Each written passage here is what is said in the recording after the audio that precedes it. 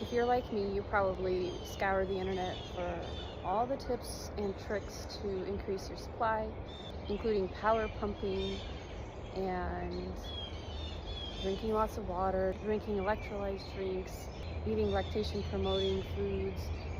You've done it all, but nothing works. You've tried all kinds of pumps. Nothing is helping increase your supply.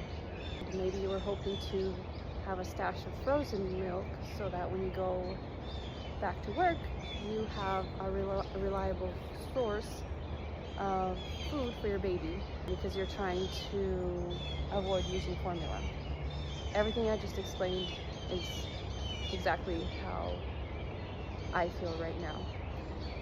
And so, as I was thinking about it this morning, and again brought it to God during prayer, sharing with God all my frustrations with how I'm just barely making enough, how I can barely keep up with the little guy. I kind of felt ashamed the fact that I only came to God about my worries about breastfeeding after I tried everything. It's like putting God as a last resort.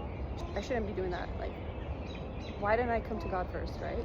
Holy Spirit reminded me about two areas in the Bible. The story of Elijah and how he went to the widow who barely had enough to, feed herself and her son during the famine. And then the story of Jesus feeding the multitude with only a handful of fish and bread. And so what both stories have in common is that whatever little was at hand was given to God to multiply. And I felt like that was a great lesson for me, a great reminder for myself that bring to God what little you have and watch Him multiply. Will we add more to our day by worrying about things that are outside of our control?